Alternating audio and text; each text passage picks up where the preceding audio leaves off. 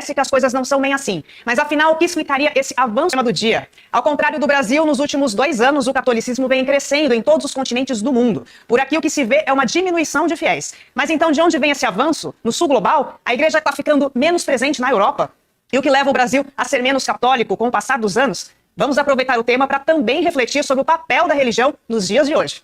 E para isso eu recebo no programa o professor de Antropologia da UFRJ e membro da Academia Brasileira de Ciências, o Rodrigo Toniol. Rodrigo, bem-vindo ao Como é que é? Obrigada por ter aceitado o nosso convite.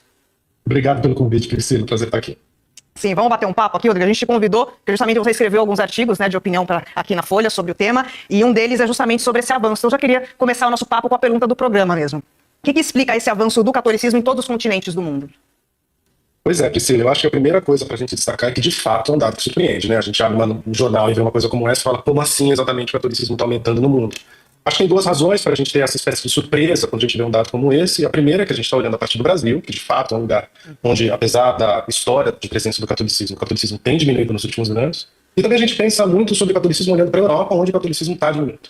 Mas o catolicismo e o mundo católico não é só o Brasil e a Europa. Então, quando a gente começa a dar uma espécie de zoom out e olhar para as outras regiões, a gente vê que tem outros fenômenos acontecendo. Olá pessoal, viva Cristo Rei! Hoje eu queria falar desse vídeo que vocês viram aqui no início da Folha de São Paulo, que fala a respeito do crescimento dos católicos no mundo todo. No entanto, no Brasil esse número diminuiu.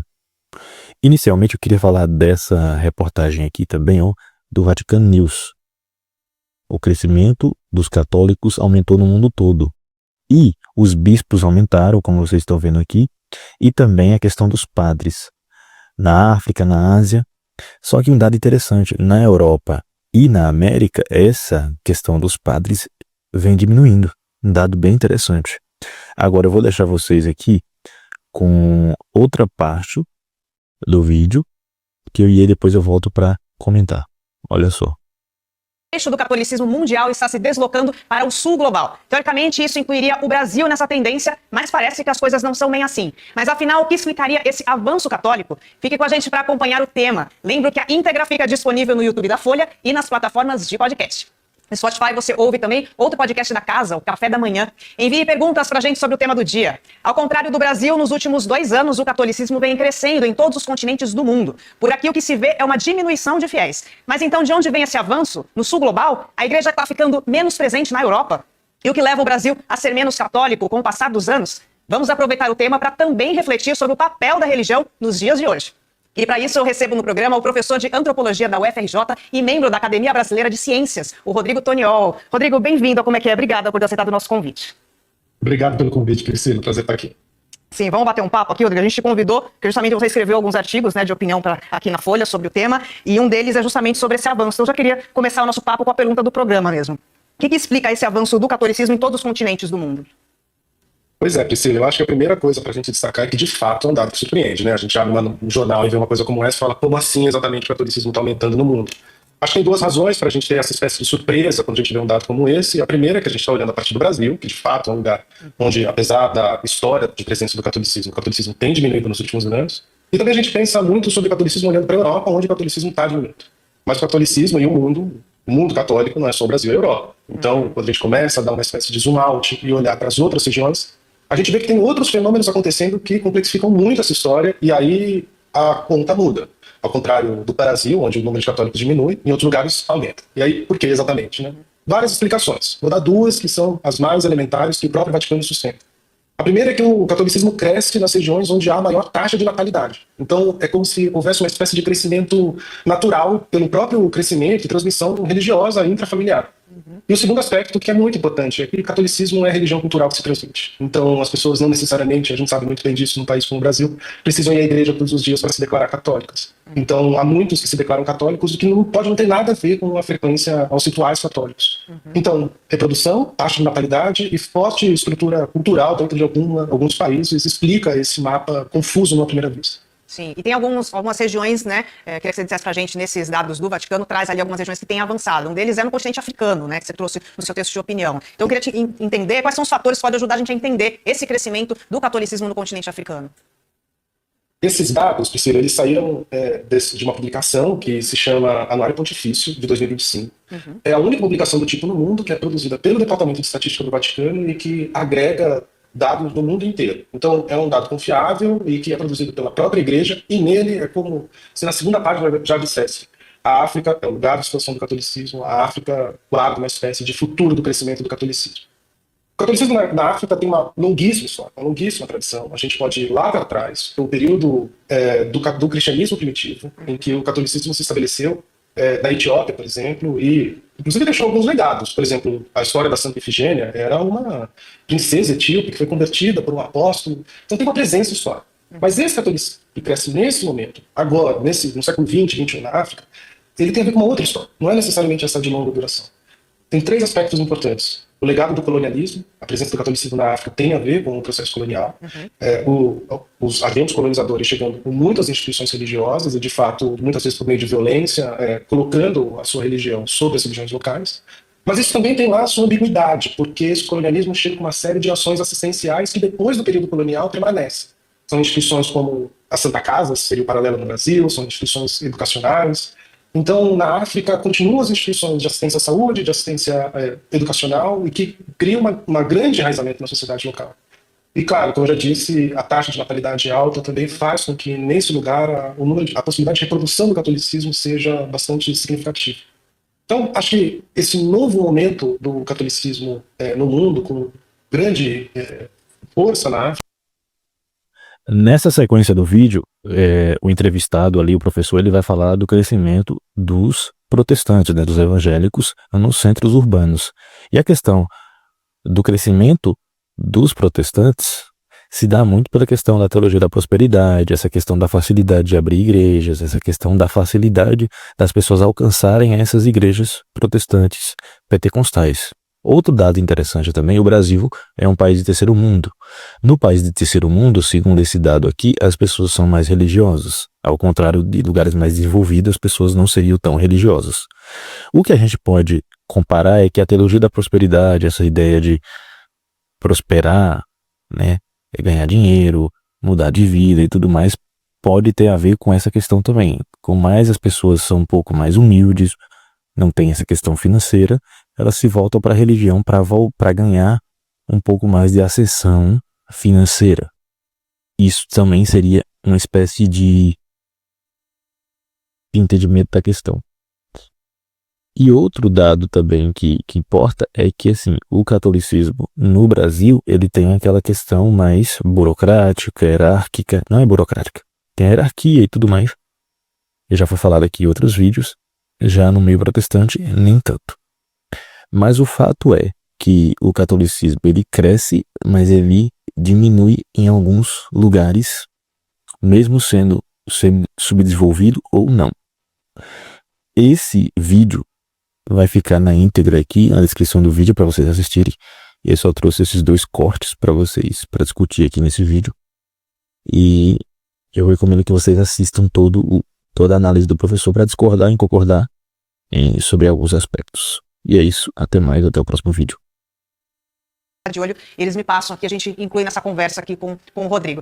Rodrigo, voltando aqui, agora eu queria incluir o Brasil nessa nossa conversa. Como eu disse aqui na abertura, né, eu trouxe esses dados, eu queria entender, que você trouxesse pra gente, onde é que o Brasil está nessa escala, né, global, né? Quantos católicos temos ainda no Brasil e por que o país vive um movimento contrário, né? A gente vem vendo nos últimos anos um crescimento dos evangélicos, né, uma diminuição dos católicos. O que explica? A gente já tratou sobre esse tema algumas vezes aqui no Como é que é, mas acho que é bom a gente retomar isso. O que ajuda a gente a entender esse avanço evangélico aqui? Bom, primeiro, qual que é o nosso lugar com o catolicismo no mundo? E eu acho que é preciso a gente marcar que a gente está numa posição muito ambígua, Priscila, porque, por um lado, a gente é a maior nação católica do mundo. Significa que a gente detém 13% dos católicos do planeta Terra que são brasileiros. Isso não é pouca coisa, isso é muito. Então, por um lado, a gente tem uma grande visibilidade, uma grande força como nação católica. As festas populares, o Círio de Nazaré é a principal festa popular católica do planeta Terra ainda. Aqui ainda são mais de 100 milhões de católicos. Então, por um lado, tem essa espécie de robustez do catolicismo nacional. Por outro lado, como você disse, para quem olha para as estatísticas, é claro e evidente que o avanço evangélico se dá a passos largos. Desde os anos 90, a cada ano, pelo menos, os evangélicos crescem 1% e, sobretudo, convertendo católicos.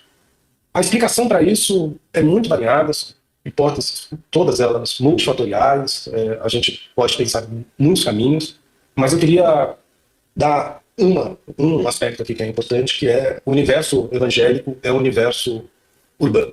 Né? O pentecostalismo cresce sobretudo nas cidades. Então, tem uma explicação clássica da sociologia, que é o pentecostalismo cresce na medida em que o Brasil se transforma em um país cada vez mais urbano, cada vez mais complexo do ponto de vista da sua estrutura de cidade mesmo.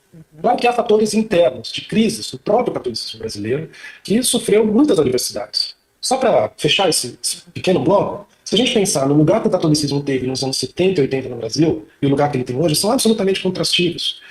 Por exemplo, nos anos 70 e 80, o catolicismo era o grande responsável por muitas das lutas pelos direitos humanos no país. Foi o catolicismo que lutou ao lado de vários grupos e criou movimentos sociais na luta por igualdade, por direitos civis, por direitos políticos. Depois dos anos 90, a crise da teologia da libertação, o tabuleiro muda e aí os católicos viram uma espécie, muitos católicos, muitos não, é preciso dizer, é um universo muito amplo, mas a institucionalidade católica vira uma espécie de adversário no campo político de vários movimentos sociais. Então a coisa se complexifica. Então tem uma espécie de crise interna da própria igreja e uma transformação social generalizada em que o pentecostalismo passa a nadar de braçada, com muita capilaridade, com muita presença, com muita atuação ao lado das populações, estando presente nos bairros, com as igrejas abertas todos os dias e pastores convivendo com as pessoas.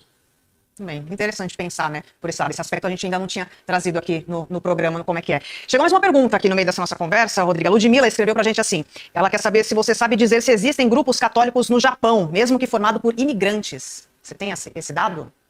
Bom, o tamanho disso eu não tenho, mas acho que tem dois pontos importantes. O Japão é um território de atenção do catolicismo historicamente, ao longo historicamente. No século XX, várias congregações fizeram missões no Japão, então há missionários enviados para o Japão para processo de conversão. Mas também a presença do catolicismo nos grupos de imigrantes, né, no caso dos brasileiros, mas também de outros, é significativa. Religião é um fator importante quando a gente pensa em migração, porque a religião cria comunidade. Então, se você vai para um outro lugar, a primeira coisa que você procura é uma religião, ou o seu grupo religioso, porque é lá onde você vai arrumar emprego, é lá onde você vai descobrir como é que você tira o visto, como é que você renova o passaporte, como é que você compra mais barato, enfim, é onde você tem a rede. Isso está bastante mapeado pelas ciências sociais, né? A religião é onde você consegue estender e criar novos vínculos de sociabilidade em lugares onde você não está. Então, certamente sim. O caso japonês é um caso que merece a atenção da Igreja Católica, mas não tem tanto destaque assim quanto outros países asiáticos. Bem, agora voltando aqui para o meu roteirinho aqui, queria te ouvir, Rodrigo, o que é esse avanço, né, que a gente está falando aqui, desse avanço do catolicismo em todos os continentes do mundo, o que ele pode significar a longo prazo para a religião católica? Tem uma piada católica que, sei lá, um jornalista chega para um arcebispo e fala assim: arcebispo, aconteceu uma grande crise, nós vamos ter que mudar tudo. E a resposta dele é assim: a gente passou por uma coisa muito pior no século XI. O catolicismo é essa instituição que pensa numa tamanho de longa duração, e é muito difícil da gente colocar a nossa própria temporalidade para uma instituição como essa. A Igreja Católica é como se fosse um paquiderme. Ela se move a passos muito lentos. As reformas, quando elas acontecem, elas quase já nem são mais percebidas, e ao mesmo tempo é essa igreja da permanência, da continuidade. Então, se você fizesse essa pergunta para um cardeal, provavelmente ele responderia alguma coisa do tipo: nós sempre fomos uma religião de massas, nada mudou. Não tem novidade. O que vocês estão tratando como novidade, que o catolicismo cresce, essa sempre foi a realidade do mundo católico.